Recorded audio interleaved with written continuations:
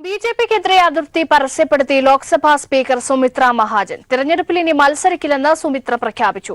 BJP സ്ഥാപക നേതാക്കളായ മുരളി മനോഹർ ജോഷിക്കും എൽ.കെ. അദ്വാനിയും നേതൃത്വത്തെ വിമർശിച്ചതിന് പിന്നാലെയാണ് സുമിത്ര മഹാജനും പാർട്ടിക്കെതിരെ രംഗത്തെത്തിയത്.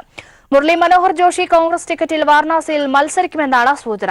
പ്രതിപക്ഷത്തിന്റെ സംയുക്ത സ്ഥാനാർത്ഥിയായി മത്സരിക്കാനും നീക്കമുണ്ട്. നരേന്ദ്രമോദി ഏകാധിപത്യത്തിൽ ലോക്സഭാ സീറ്റ് പോലും നിഷേധിക്കപ്പെട്ട ബിജെപി സ്ഥാപക നേതാവായ മുരളി മനോഹർ ജോഷി കോൺഗ്രസിലേക്കെന്ന സൂചനയാണ് പുറത്തുവരുന്നത്. കോൺഗ്രസ് നേതാക്കൾ പലതവണ മുരളി മനോഹർ ജോഷിയുമായി ചർച്ച നടത്തി. 2014 വരെ അദ്ദേഹം പ്രതിനിധീകരിച്ചിരുന്ന വാരണാസി ലോക്സഭാ മണ്ഡലം വാഗ്ദാനം ചെയ്തു. സമാജ്വാദി നേതാവ് അഖിലേഷ് യാദവും മുരളി മനോഹർ ജോഷിയുമായി സംസാരിച്ചു. വാരണാസിയിൽ പ്രതിപക്ഷത്തിന്റെ സംയുക്ത സ്ഥാനാർത്ഥിയായി മത്സരിപ്പിക്കാമെന്നും അറിയിച്ചിട്ടുണ്ട്. മോദി എത്തിയതിനെ തുടർന്ന് വാരണാസിയിൽ നിന്നും പുറത്താക്കപ്പെട്ട മുരളി മനോഹർ ജോഷിക്ക് 2019 മത്സരിക്കാൻ മണ്ഡലം പോലും ബിജെപി നൽകിയില്ല. ഇത് അറിയിക്കാനെത്തിയ ദൂതനോട് മുരളി മനോഹർ ജോഷി പൊട്ടിത്തെറിച്ചിരുന്നു. 5 വർഷത്തിനു ശേഷം ബ്ലോഗ് എഴുതിയ ബിജെപി നേതാവ് എൽ.കെ. അദ്വാനിയും പാർട്ടി നേതൃത്വത്തെ വിമർശിച്ചിരുന്നു. അദ്വാനിയുടെ ബ്ലോഗിനെ പിന്തുണച്ചുകൊണ്ട് ബംഗാൾ മുഖ്യമന്ത്രി മമതാ ബാനർജി എത്തിയതും രാഷ്ട്രീയ നീക്കത്തിന്റെ സൂചന നൽകുന്നു. ഇതിനു പിന്നാലെയാണ് ലോക്സഭാ സ്പീക്കർ സുമിത്ര മഹാജൻ പാർട്ടി നേതൃത്വത്തിനെതിരെ രംഗത്തെത്തിയത്. 8 തവണയായി സുമിത്ര പ്രതിനിധീകരിക്കുന്ന മധ്യപ്രദേശിലെ ഇൻഡോർ മണ്ഡലത്തിൽ സ്ഥാനാർത്ഥി നിർണയം വൈകുന്നതിൽ സുമിത്ര പൊട്ടിത്തെറിച്ചു. ഇനി മത്സരിക്കില്ലെന്ന് പ്രഖ്യാപിച്ച സുമിത്ര ഇൻഡോറിൽ പകരം സ്ഥാനാർത്ഥിയെ കണ്ടെത്താൻ അമിത്ഷയ്ക്ക് എഴുതിയ കത്തിൽ ആവശ്യപ്പെട്ടു. പാർട്ടി സംഘടനാ സംവിധാനത്തിന്റെ ഭാഗമായാണ് കത്തെഴുതിയതെന്ന് ലോക്സഭാ സ്പീക്കർ പിന്നീട് അറിയിച്ചു. अडिग रहेंगी इस फैसले में अडिग रहेंगी या फिर पार्टी बात करेगी तो फर्क नहीं पड़ता है. ताई पार्टी के लिए है. पहले भी मैंने कहा था मैं पार्टी की कार्यकर्ता हूँ. नहीं तो मैं अभी तक वही बातें कर. ബിജെപി എംപിയും മോദി വിമർശകനുമായ ശത്രുഘ്നൻ സിൻഹ അടുത്ത ദിവസം കോൺഗ്രസിൽ ചേരും. കേന്ദ്ര നിയമമന്ത്രി രവിശങ്കർ പ്രസാദിനെതിരെ ബീഹാറിലെ പട്ന സാഹിബിൽ മത്സരിക്കും. ഭാര്യ പൂനം സിൻഹ കേന്ദ്ര ആഭ്യന്തരമന്ത്രി രാജ്നാഥ് സിംഗിനെതിരെ ലക്നൌവിൽ മത്സരിക്കും. അതേസമയം അദ്വാനിയും മുരളി മനോഹർ ജോഷിയും അനുനയിപ്പിക്കാനുള്ള നീക്കങ്ങൾ സജീവം. അദ്വാനിയുമായി ബന്ധം പുലർത്തുന്ന വിദേശകാര്യമന്ത്രി സുഷമ സ്വരാജ് മധ്യസ്ഥ ചർച്ച നടത്തിയേക്കും. RSS തലവൻ മോഹൻ ഭഗതും മുതിർന്ന നേതാക്കളെ അവഗണിച്ച മോദി നിലപാടിനെതിരാണ്. അതുകൊണ്ട് തന്നെ തെരഞ്ഞെടുപ്പ് പ്രവർത്തനങ്ങളിൽ RSS സജീവമല്ല. News bureau, Delhi. എം.കെ. രാഘവൻ 5 കോടി രൂപ കോഴ ആവശ്യപ്പെട്ടത് നഗ്നമായ തെരഞ്ഞെടുപ്പ് അഴിമതിയെന്ന് പി. മോഹനൻ മാസ്റ്റർ. രാഘവന്റെ കരച്ചിൽ തിരക്കഥ പ്രകാരം നടപ്പിലാക്കിയതാണ്. വാർത്തയ്ക്ക് പിന്നിൽ CPIM ആണെന്ന ആരോപണം ബാലിശമെന്നും പി. മോഹനൻ അറിയിച്ചു. അതേസമയം രാഘവന്റെ കോഴയെക്കുറിച്ചുള്ള ചോദ്യങ്ങളിൽ നിന്ന് പ്രതിപക്ഷ നേതാവ് രമേശ് ചെന്നിത്തലയും ഉമ്മൻചാണ്ടിയും ഒഴിഞ്ഞുമാറി. കോഴിക്കോട്ടെ UDF സ്ഥാനാർത്ഥി എം.കെ. രാഘവൻ കോഴ വിവാദത്തിൽ കുടുങ്ങിയതിനു പിന്നിൽ CPIM ആണെന്ന രാഘവന്റെയും കോൺഗ്രസ് നേതാക്കളുടെയും ആരോപണത്തിനെതിരെയാണ് ശക്തമായ പ്രതികരണവുമായി CPIM ജില്ലാ നേതൃത്വം രംഗത്തെത്തിയിരിക്കുന്നത്. ഈ ആരോപണം തെളിയിക്കാൻ എം.കെ. രാഘവനെ CPIM ജില്ലാ സെക്രട്ടറി പി. മോഹനൻ വെല്ലുവിളിച്ചു. നടന്നത് നഗ്നമായ അഴിമതിയാണ്. കോഴ ആരോപണത്തിന് മറുപടി പറയാതെ രാഘവൻ കരച്ചിൽ നാടകം നടത്തുകയാണ്. രാഘവന്റെ സ്ഥാനാർത്ഥിത്വം പിൻവലിപ്പിക്കാൻ കോൺഗ്രസ് നേതൃത്വം തയ്യാറാകണമെന്നും പി. മോഹനൻ ആവശ്യപ്പെട്ടു. തികച്ചും ബാലിശമായ ആരോപണമാണ് അദ്ദേഹം ഉന്നയിച്ചിരിക്കുന്നത്. ഈ ആരോപണം തെളിയിക്കാൻ ശ്രീ എം.കെ. രാഘവനെ ഞങ്ങൾ CPIMന്റെ ജില്ലാ നേതൃത്വം വെല്ലുവിളിക്കുകയാണ്. ആ ആരോപണം തെളിയിക്കാൻ അദ്ദേഹത്തിന് ബാധ്യതയുണ്ട്. ഉത്തരവാദപ്പെട്ട ഒരു ജനപ്രതിനിധി ഇത്തരത്തിലുള്ള പ്രസ്താവനകൾ നടത്തുന്നത് സമൂഹത്തിൽ ഇത് വെളിവാക്കപ്പെട്ടതോടെ സ്വയം അപഹാസ്യനായതിനെ തുടർന്ന് ഉണ്ടായ ഗതികേട് കൊണ്ട് മാത്രമാണ് എന്ന് പറയേണ്ടി വരും. എം.കെ. രാഘവനെതിരെ തെരഞ്ഞെടുപ്പ് കമ്മീഷന് പരാതി നൽകിയതായും പി. മോഹനൻ അറിയിച്ചു. അതേസമയം രാഘവൻ കോഴ ആവശ്യപ്പെട്ട വാർത്തയെക്കുറിച്ചുള്ള ചോദ്യങ്ങളിൽ നിന്ന് പ്രതിപക്ഷ നേതാവ് രമേശ് ചെന്നിത്തലയും ഉമ്മൻചാണ്ടിയും ഒഴിഞ്ഞുമാറി. ചോദ്യങ്ങൾ ഉന്നയിച്ച മാധ്യമപ്രവർത്തകരോട് ചെന്നിത്തല ക്ഷുഭിതനായി. എനിക്കിതേ സംബന്ധിച്ച് പറയാനുള്ളതൊക്കെ ഞാൻ മുഖത്ത് വെച്ചും പറഞ്ഞു, ഇവിടെ വെച്ചും പറഞ്ഞു. ഇനി എനിക്ക് ഇതിനെപ്പറ്റി ഒന്നും പറയാനില്ല. Thank you very much.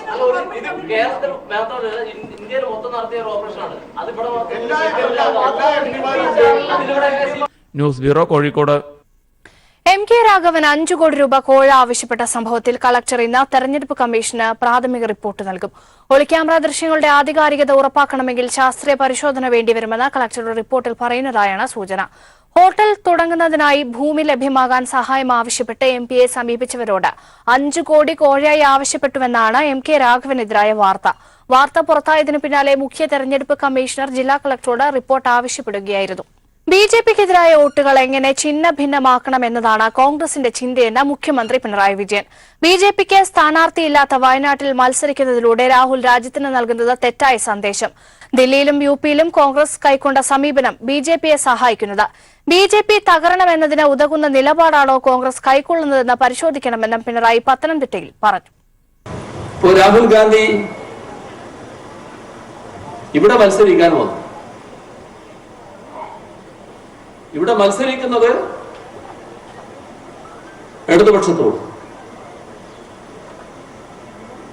ഇടതുപക്ഷത്തോട് മത്സരിക്കാൻ വന്ന രാഹുൽ ഗാന്ധി പരസ്യമായി പറയാണ്, ഇടതുപക്ഷത്തെ കുറിച്ച് ഒരു അക്ഷരം എതിരായിട്ട് പറയില്ല. നിങ്ങൾ മത്സരിക്കാൻ വന്നത് ഇടതുപക്ഷത്തെ പരാജയപ്പെടുത്താൻ പറ്റുമോ നോക്കാനാണല്ലോ. ഇടതുപക്ഷത്തെ പരാജയപ്പെടുത്താൻ നോക്കുമ്പോ അത്തരമൊരു തെരഞ്ഞെടുപ്പിൽ നിങ്ങൾ മത്സരിക്കുമ്പോ രാജ്യത്ത് നൽകുന്ന സന്ദേശം എന്താ? ഇടതുപക്ഷം പരാജയപ്പെടുത്തേണ്ടതാണ്. വാക്കും പ്രവൃത്തിയും തമ്മിൽ പൊരുത്തമില്ലാത്ത പാപ്പരായ നേതാവാണ് രാഹുൽ ഗാന്ധിയെന്ന് സിപിഐഎം പൊളിറ്റ് ബ്യൂറോ അംഗം എസ് രാമചന്ദ്രൻ പിള്ള.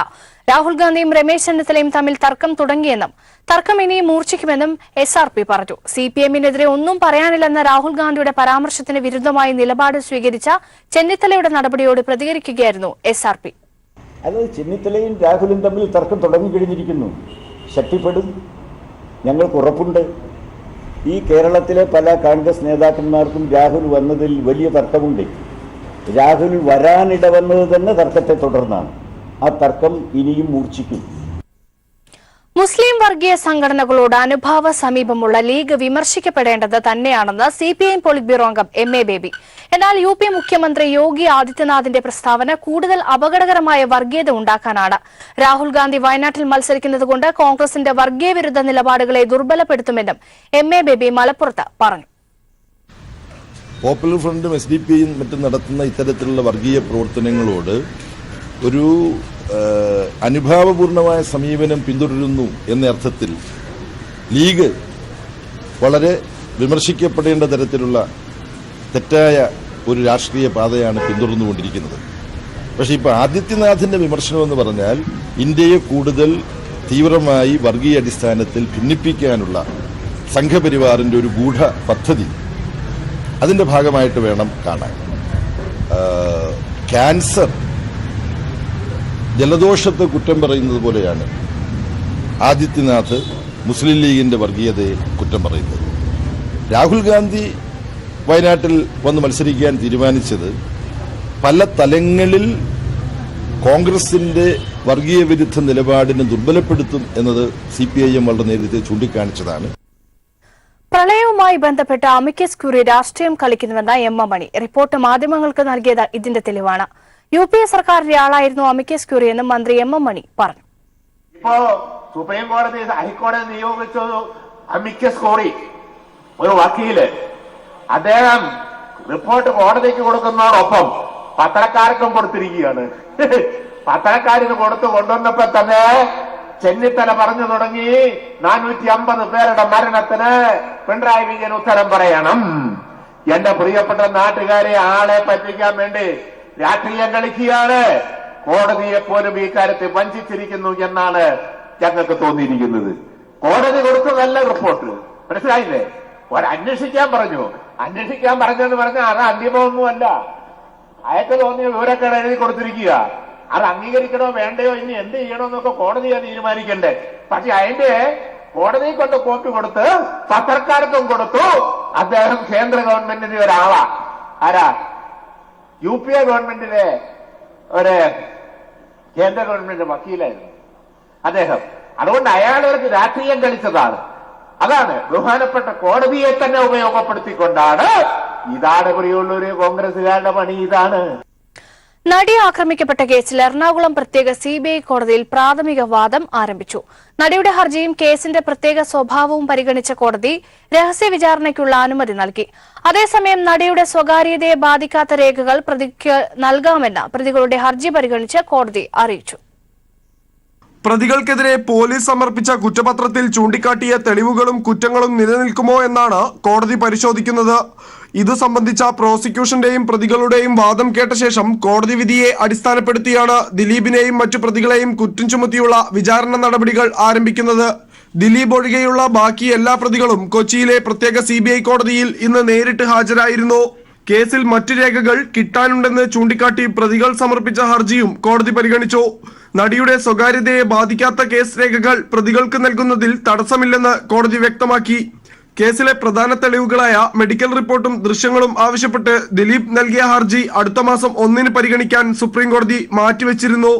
എന്നാൽ ഈ സുപ്രധാന രേഖകൾ നടിയുടെ സ്വകാര്യതയെ ബാധിക്കുന്നവയാണ് എന്ന് പ്രോസിക്യൂഷൻ കോടതിയെ അറിയിച്ചു. ഹർജി പരിഗണിക്കുന്നതുവരെ ദിലീപിനെതിരെ കുറ്റം ചാർത്തരുതെന്ന പ്രതിഭാഗത്തിന്റെ ആവശ്യം പ്രോസിക്യൂഷൻ എതിർത്തു.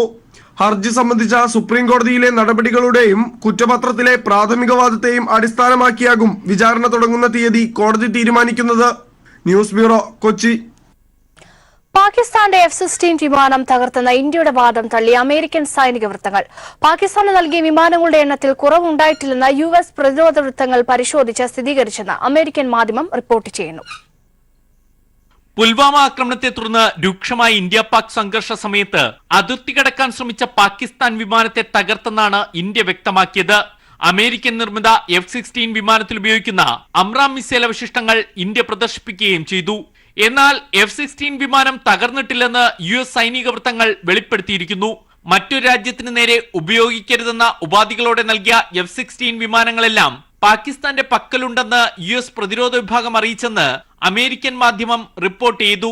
വിമാനം വെടിവെച്ചിട്ടെന്ന ഇന്ത്യൻ അവകാശവാദത്തിനു പിന്നാലെ പാകിസ്ഥാൻ അമേരിക്കയെ വിമാനം പരിശോധിക്കാൻ ക്ഷണിച്ചിരുന്നു. പാകിസ്ഥാനിലെത്തി F-16 വിമാനങ്ങൾ അമേരിക്ക എണ്ണി തിട്ടപ്പെടുത്തിയെന്നാണ് അമേരിക്കൻ മാധ്യമത്തിന്റെ റിപ്പോർട്ട്. MiG-21 ഉപയോഗിച്ച് അഭിനന്ദൻ വർത്തമാനാണ് പാകിസ്ഥാൻ വിമാനം തകർത്തത്. പാക് അതിർത്തിക്കുള്ളിൽ വിമാനം വീഴുന്നതിന് സാക്ഷികളുണ്ട്. ഇലക്ട്രോണിക് അവശിഷ്ടങ്ങൾ ഇന്ത്യ കണ്ടെടുത്തെന്നും വിദേശകാര്യ മന്ത്രാലയം അന്ന് പറഞ്ഞിരുന്നു. News bureau, Delhi. തെരഞ്ഞെടുപ്പ് ബോണ്ടിനെതിരായ ഹർജികൾ പരിഗണിക്കുന്നത് സുപ്രീം കോടതി ഏപ്രിൽ 10 മാറ്റി. നരേന്ദ്രമോദി സർക്കാർ പ്രഖ്യാപിച്ച തെരഞ്ഞെടുപ്പ് ബോണ്ട് സമ്പ്രദായത്തിനെതിരെ CPIM ഉൾപ്പെടെ വിവിധ സംഘടനകളാണ് സുപ്രീം കോടതിയിൽ ഹർജി സമീപിച്ചിരുന്നത്. ഏപ്രിൽ 10 കേസിൽ വിശദമായി വാദം കേൾക്കുമെന്ന് ചീഫ് ജസ്റ്റിസ് അധ്യക്ഷനായ ബെഞ്ച് ഉത്തരവിട്ടു. കേന്ദ്ര ഭരണകക്ഷിക്ക് കോർപ്പറേറ്റ് ഫണ്ട് ലഭിക്കുന്നതിനുള്ള മാർഗമാണ് നിലവിലെ തെരഞ്ഞെടുപ്പ് ബോണ്ട് സമ്പ്രദായമെന്നാണ് CPIM അടക്കമുള്ള ഹർജിക്കാരുടെ വാദം. നിലവിലെ സംവിധാനം മാറ്റി തെരഞ്ഞെടുപ്പ് കമ്മീഷന്റെ മേൽനോട്ടത്തിൽ ഫണ്ട് സമാഹരിച്ച് തെരഞ്ഞെടുപ്പ് ഫണ്ടിംഗ് നടത്തണമെന്നാണ് CPIMന്റെ ആവശ്യം. നാഷണൽ ഹെറാൾഡ് പത്രം പ്രവർത്തിക്കുന്ന ദില്ലിയിലെ കെട്ടിടം ഒഴിയണമെന്ന വിധി സുപ്രീം കോടതി താൽക്കാലികമായി സ്റ്റേ ചെയ്തു. ഫെബ്രുവരി 28 ദില്ലി ഹൈക്കോടതി വിധിക്കെതിരെ നാഷണൽ ഹെറാൾഡ് ഹൌസ് പാട്ടത്തിനെടുത്ത അസോസിയേറ്റഡ് ജേർണൽ ലിമിറ്റഡാണ് സുപ്രീം കോടതിയെ സമീപിച്ചത്. ചീഫ് ജസ്റ്റിസ് രഞ്ജൻ ഗൊഗോയ് അധ്യക്ഷനായ 3-അംഗ ബെഞ്ച് നഗരവികസന മന്ത്രാലയത്തിന് നോട്ടീസ് അയച്ചു. പാട്ടക്കരാർ വ്യവസ്ഥകൾ ലംഘിച്ചെന്ന് കണ്ടെത്തിയതിനെ തുടർന്നാണ് അസോസിയേറ്റഡ് ജേർണലിനോട് കെട്ടിടമൊഴിയാൻ അധികൃതർ ആവശ്യപ്പെട്ടത്. ഇതിനെതിരെ ദില്ലി ഹൈക്കോടതിയെ സമീപിച്ച കോൺഗ്രസിന് തിരിച്ചടി ലഭിച്ചിരുന്നു. ഇതിന്റെ അടിസ്ഥാനത്തിലാണ് അസോസിയേറ്റഡ് ജേർണൽ ലിമിറ്റഡ് സുപ്രീം കോടതിയിൽ എത്തിയത്. PM നരേന്ദ്രമോദി സിനിമയുടെ റിലീസ് തടയണമെന്ന ആവശ്യം അടിയന്തരമായി പരിഗണിക്കാനാകില്ലെന്ന് സുപ്രീം കോടതി. പ്രധാനമന്ത്രി നരേന്ദ്രമോദിയുടെ ജീവിതത്തിന്റെ അടിസ്ഥാനത്തിൽ തയ്യാറാക്കിയ ചിത്രമാണ് PM നരേന്ദ്രമോദി. ചിത്രം ഇപ്പോൾ റിലീസ് ചെയ്യുന്നത് തെരഞ്ഞെടുപ്പ് നടപടികളെ ബാധിക്കുമെന്ന് ചൂണ്ടിക്കാട്ടി വിഷയം ഇന്ന് കോടതിയുടെ മുൻപാകെ മെൻഷൻ ചെയ്യുകയായിരുന്നു ഹർജിക്കാർ. ഈ മാസം 12-നാണ് സിനിമയുടെ റിലീസിംഗ് തീരുമാനിച്ചിരിക്കുന്നത്. ചിത്രത്തിന്റെ റിലീസ് തടയണമെന്ന് ആവശ്യപ്പെട്ട് ഇന്ത്യൻ നാഷണൽ കോൺഗ്രസ് നേതാവ് അമൻ പൻവർ ആണ് സുപ്രീം കോടതിയിൽ ഹർജി ഫയൽ ചെയ്തിരിക്കുന്നത്. ലാലു പ്രസാദ് യാദവിന്റെ ജാമ്യാപേക്ഷ അടുത്ത ബുധനാഴ്ച പരിഗണിക്കാമെന്ന് സുപ്രീം കോടതി. മുതിർന്ന അഭിഭാഷകൻ കപിൽ സിബലാണ് വിഷയം ചീഫ് ജസ്റ്റിസിന്റെ മുൻപിൽ മെൻഷൻ ചെയ്തത്. കാലിത്തീറ്റ കുംഭകോണ കേസിൽ ലാലു പ്രസാദ് യാദവ് ഇപ്പോൾ ജാർഖണ്ഡിലെ ബിർസ മുണ്ട സെൻട്രൽ ജയിലിൽ ശിക്ഷ അനുഭവിക്കുകയാണ്. ലാലു പ്രസാദ് യാദവ് മുഖ്യമന്ത്രിയായിരിക്കെ 1990-നും 1997-നും ഇടയിൽ 900 കോടി രൂപ കാലിത്തീറ്റ കുംഭകോണവുമായി ബന്ധപ്പെട്ട് ട്രഷറികളിൽ നിന്ന് പിൻവലിച്ച് അഴിമതി നടത്തിയെന്ന് CBI കണ്ടെത്തിയിരുന്നു. JNU വിദ്യാർത്ഥി നേതാക്കൾക്കെതിരെ രാജ്യദ്രോഹ കുറ്റം ചുമത്തിയ കേസിൽ ദില്ലി പോലീസിനെ വിമർശിച്ച കേജ്രിവാൾ സർക്കാർ. പോലീസ് കുറ്റപത്രം സമർപ്പിച്ചത് ദുരൂഹ നടപടികളിലൂടെയാണെന്ന് ദില്ലി സർക്കാർ പട്യാല ഹൌസ് കോടതിയെ അറിയിച്ചു. സർക്കാരിന്റെ മുൻകൂർ പ്രോസിക്യൂഷൻ അനുമതി വാങ്ങണമെന്ന വ്യവസ്ഥയും പോലീസ് പാലിച്ചില്ല. JNUവിൽ മുഴങ്ങിയത് രാജ്യദ്രോഹ മുദ്രാവാക്യമാണോ എന്ന് ഇതുവരെ ഉറപ്പിച്ചിട്ടില്ലെന്നും സർക്കാർ അറിയിച്ചു. JNU വിദ്യാർത്ഥി നേതാവായിരുന്ന കനയ്യകുമാർ അടക്കമുള്ളവർക്കെതിരെയാണ് രാജ്യദ്രോഹ കുറ്റം ചുമത്തിയത്. പാർലമെന്റ് ആക്രമണ കേസിലെ മുഖ്യ സൂത്രധാരനായിരുന്ന അഫ്സൽ ഗുരുവിന്റെ വധശിക്ഷ സുപ്രീംകോടതി ശരിവച്ച നടപടിക്കെതിരെ നടന്ന പ്രതിഷേധത്തിനിടെ ഇന്ത്യ വിരുദ്ധ മുദ്രാവാക്യം വിളിച്ചുവെന്നാണ് കേസ്. പട്ടാമ്പി നഗരസഭയിലെ 17 അംഗങ്ങളെ അയോഗ്യരാക്കിയ തെരഞ്ഞെടുപ്പ് കമ്മീഷന്റെ നടപടി ഹൈക്കോടതി സ്റ്റേ ചെയ്തു. കേരള മുനിസിപ്പാലിറ്റി ആക്ടിലെ ചട്ടപ്രകാരം ആസ്തി ബാധിത വിവരങ്ങൾ നിശ്ചിത സമയത്തിനുള്ളിൽ സമർപ്പിക്കാതെ വീഴ്ച വരുത്തിയെന്ന് കണ്ടെത്തിയാണ് തെരഞ്ഞെടുപ്പ് കമ്മീഷൻ 28 അംഗ നഗരസഭയിലെ 17 പേരെ അയോഗ്യരാക്കിയത്. ഇതിന് ഭരണ പ്രതിപക്ഷ അംഗങ്ങൾ ഉൾപ്പെടും. തെരഞ്ഞെടുക്കപ്പെടുന്ന അംഗങ്ങൾ 30 മാസത്തിനുള്ളിൽ സ്വത്ത് വിവരങ്ങൾ സമർപ്പിക്കണമെന്ന വ്യവസ്ഥ പാലിക്കാത്തവരെയാണ് അയോഗ്യരാക്കിയത്.